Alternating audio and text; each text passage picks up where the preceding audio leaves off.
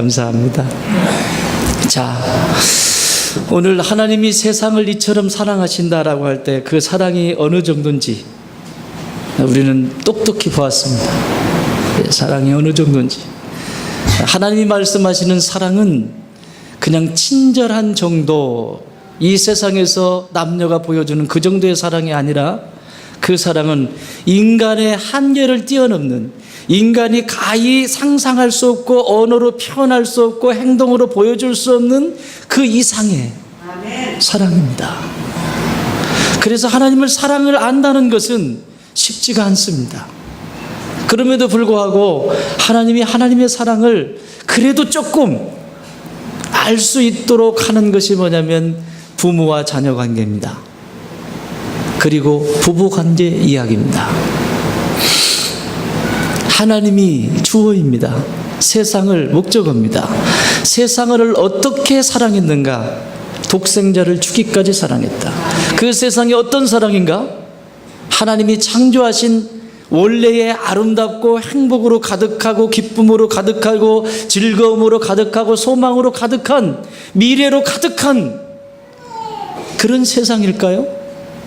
아닙니다.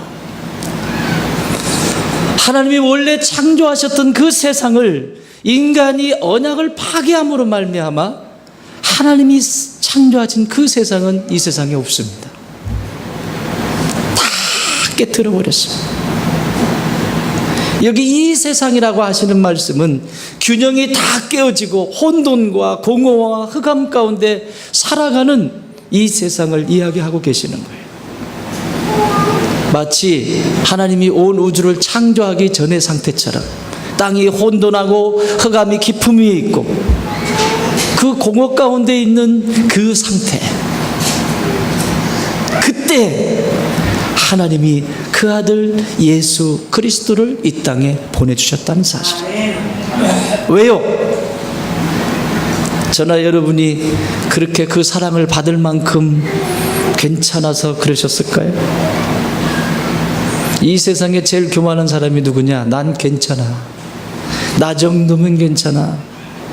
자, 이 이야기를 예수 그리스도의 십자가의 구속의 사건을 우리는 호세아서를 통해서 볼 수 있습니다. 호세아는 북이스라엘이, 남유다와 북이스라엘인데 북이스라엘이 말씀을 주시고 해도 말을 들어야 안 들어요? 안 들어요. 엘리야를 보내, 아주 엄청난 선지자를 보내, 불의 선지자라고 말하는 엘리야를 보냅니다. 850대 1. 여러분 850대 1로 싸울만 합니까? 목숨을 건 겁니다. 누가 여호와인 줄 우리가 알리라. 그래서 850대 1로 싸워서 이겼던 엘리야 선지자부터 시작해서 엘리사, 쟁쟁한 선지자들을 보내고 예언자들을 보냅니다. 그리고 하다 안 되니까 이렇게 해도 안 돌아오고 저렇게 해도 안 돌아오고, 여러분 우리 인생하고 똑같아요. 이렇게도 안 돌아오고 저렇게도 안 돌아오니까 이렇게 하면 저들이 돌아올 수 있겠지. 그게 뭐냐면 하나님이 잠깐 이렇게 놔두고 잠깐 고개를 돌립니다. 어디로요? 아수르의 수도 니느웨로 돌립니다. 자기들에게 예언하지 않고 자기들에게 사랑의 표현을 하지 않고 다른 곳에 사랑을 표현하면 적어도 그러면 돌아오리라. 질투하는 거 있잖아요. 왜 그런 거. 그래서 니느웨에 요나라고 하는 선지자를 보냅니다. 그런데도 꿈쩍을 하지 않습니다. 아수르의 니느웨의 그 수없이 많은 백성들은 회개하여 돌아오는데 그 단 하루 만에 그 수없이 많은 사람들이 베옷을 입고 왕을 비롯해서 모두가 다 짐승까지 회개하고 돌아오는데 그 몇백 년을 두고 예언자를 보내고 선지자를 보내고 수없이 하나님의 사람들을 보내는데 이스라엘은 말을 듣지 않습니다. 이렇게 하면 돌아오겠지. 안 돌아옵니다. 그리고 아모스 선지자를 보내고, 그리고 맨 마지막 이스라엘이 멸망할 마지막 선지자가 호세아입니다. 호세아라고 하는 뜻은 구원자라고 하는 뜻입니다. 여호수아라고 하는 말도 구원자라는 뜻입니다. 예수라고 하는 말도 구원자라고 하는 뜻입니다. 마지막, 그 마지막 기회를 주시는 게 호세아 선지자. 그런데 이스라엘의 마지막 왕도 호세아입니다. 동명이인입니다. 그런데 그 호세아를 부를 때 하나님이 이렇게 말씀하십니다. 저 길거리에 가서 창기를 데려다가 네 아내로 삼아라. 여러분 같으면 어떡하시겠습니까? 멀쩡한 사람입니다. 그런데 누구나 이름만 대면 알만한 그 한 사람을 데려다가 장녀를 아내를 삼으라고 하는 거예요. 이름만 대면 알아요. 여러분, 하나님이 장녀를 선택하는데 저 구석에 있는 숨어서 있는 그 사람 부를까요? 동네 방네 누구나 다 아는 사람이 누구나 고민하면 다 알아. 그런데 그 사람을 데려다가 아내를 삼으라고 합니다. 이해되지 않습니다. 그런데 이렇게까지 해서라도 이스라엘을 구원하시고자 하시는 하나님의 마음을 이 호세아 선지자를 통해서 가르쳐 주고 싶습니다. 데려왔습니다. 아내를 맞이했습니다. 그리고 결혼을 하고 살아갑니다. 그러다가 아이를 낳습니다. 첫 번째 아들을 낳는데 이스르엘이라 하라. 이스르엘 하면 여러분 기억하시는 것처럼 이스라엘 평지에서 누가 죽어요? 아합의 왕조가 무너지는 곳이 이스라엘입니다. 지금 왕조는 예후 왕조입니다. 예후 왕조인 지금 이 마지막도 이스라엘 평지에서 요람 왕을 죽였던 것처럼 너희도 이렇게 진멸되리라. 두 번째 아이를 낳습니다. 첫 번째는 아들이고 두 번째는 딸을 낳습니다. 로루하마라고 해라. 로는 부정접두사입니다. 로하마, 궁휼히 여김을 받다. 궁휼히 여김을 받은 자다. 로가 붙으면 뭐가 되겠어요? 전혀 너희가 궁휼을 받지 못하리라. 그래도 안 돌아와요. 세 번째 아이를 낳습니다. 이번에 또 아들을 낳습니다. 암미라고 이름을 줘라. 앞에 로암미. 로 아니에요. 암미, 백성이 아니다. 너희는 더 이상 내 백성이 아니다. 이게 하나님의 선포의 메시지였습니다. 그럼에도 불구하고 그 다음이 중요해요.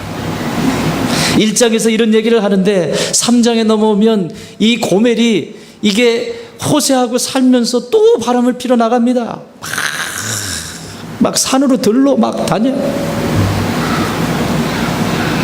결국에 바람 피우고 다니다가 결국에 한 집의 종으로 붙잡히게 됩니다. 그때 호세에게 이렇게만, 어쩌면 저 같았으면 집 나간 지 오래예요. 아, 나갔구나. 그러면 신고해서 호적 정리하자. 딱 끝냈을 것 같아요.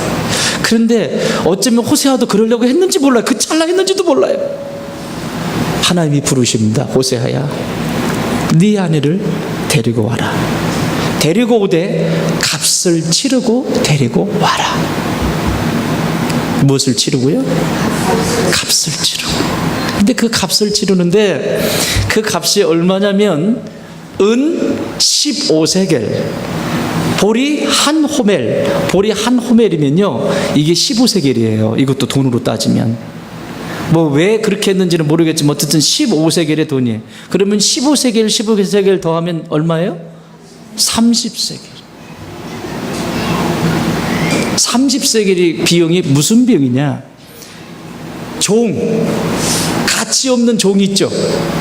종 한 사람을, 일도 제대로 못하는 종 한 사람을 살 수 있는 값이 30세겔이에요.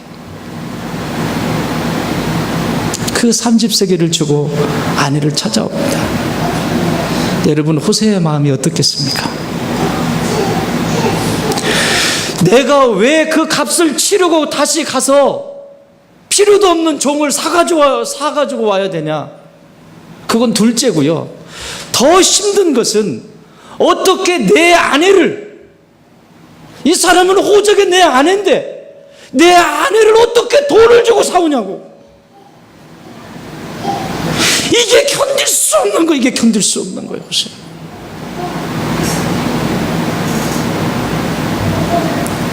이게 예수님의 십자가예요. 내 새끼인데, 내가 낳은 내 아들이고 내 딸인데 내가 어떻게 값을 치르고 살아야 되는 이 아픔 아시겠어요? 뭔지?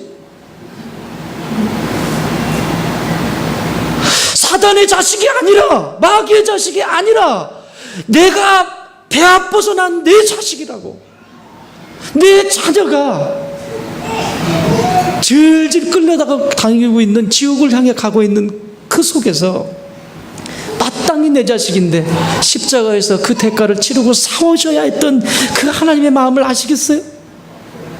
그게 구속이야. 그게 대가를 치르고 싸우셨다고. 물어봅시다. 그 정도로 내가 쓸만해서 하나님이 나를 사셨을까요?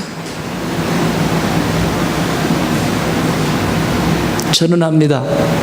여러분은 모르겠지만 저는 압니다. 저에 대해서. 제가 이곳에 있을 수 있는 사람이 아니에요.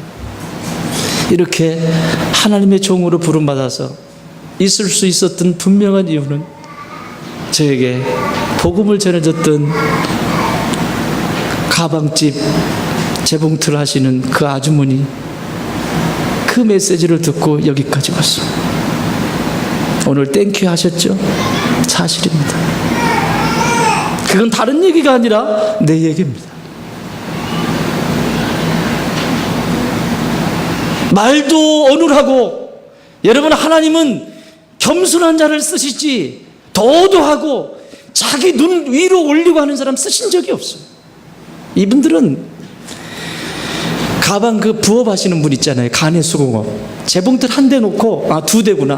그 반자에 이 두 대 놓고, 제가 직장 생활할 때는 이렇게 두 대 놓으시고 가방 이렇게 1차 작업 있잖아요. 드르륵 해서 탁 드르륵 해가지고 이거 하시는 분이에요. 돈을 벌면 얼마나 버시고 꼬마들 둘을 데리고 사시는데 이분이 저에게 복음을 전했어요. 말씀 잘하셨을까요? 예수님에 대해서 저한테 소개하는 거예요. 그때는 내 총각이잖아요. 젊은 시절에 그 복음을 전해주시는데 그 복음이 어눌하고 겉으로 볼 때는 흠모할 만한 것이 전혀 없어요. 그런데 그분의 그 말 한마디 한마디는 진실한 고백이었고, 그 젊은 청년의 귀에 쏙쏙 들어오기 시작했고, 영혼을 흔들어 깨우기 시작하였고, 그날 이후로 새벽이 되면 주의 성전을 향하는 젊은 청년이 되었습니다. 그 청년이 여기 있습니다. 사랑하는 여러분, 복음에는 능력이 있습니다. 하나님의 사랑을 덧입는다는 것은 그 사랑을 체험하면 견딜 수 없어요. 누가 시키지 않아도 하게 되어 있어요. 시켜서 한 건 이미 끝난 거예요. 시켜서 한 건 이미 끝난 거예요. 시키지 않아도 하는 거. 그게 하나님의 사랑을 체험한 사람이에요. 어저께 수련회를 우리 젊은 다음 동산 우리 청소년부 수련회를 했단 말이에요. 정말 하나님의 은혜예요. 아이들이 말씀이 들어가기 시작하고, 우리 부장집사님부터 시작해서, 우리 몸이 안 쓰러진다 몰라. 안 보인다? 쓰러진겨? 아주 난리가 났습니다. 그런데 아이들이 말씀이 들어가면 막 살아나기 시작해. 애들이 막 움직이기 시작해. 그런데 그 와중에 우리 부장집사님 누군지 아세요? 다음 동산? 양진열 집사님입니다. 저분 뭐든지 좋은 것만 진열해 놓는다고 해서 양진열. 썰렁한가? 양진열 집사님. 제가 언제 저기 보세요. 저 뚝에 지금 풀이 다 뽑혀가지고. 저분은 무슨 조상 중에 풀을 안 뽑은 분이 계신가? 막 이제 딱 들어가셔가지고. 그거 그냥 나옵니까? 그냥 관심 없는데 그거 풀 한 폭이 뽑겠어요? 사랑하면 그렇게 됩니다. 그거 중간에 쉬는 시간이에요. 자기 쉬면 돼요. 쉬면 되는데 와가지고 그게 보였나 봐요. 그러더니 저보고 와가지고 장화를 찾아요. 목사님 장화 없냐고. 왜? 그런데 장화가 있었는데 없다고. 그러더니 장화를 신고 가가지고 다 사랑의 표현입니다. 여러분, 사랑은 누가 시켜서 하는 게 아니에요. 하나님의 사랑을 받으면 막 하고 싶어. 그냥 던질 수가 없어. 사랑하는 여러분, 오늘 귀한 축복의 날, 무엇을 하려고 하기 전에 나는 여러분이 하나님의 그 사랑 안에 먼저 잠겨서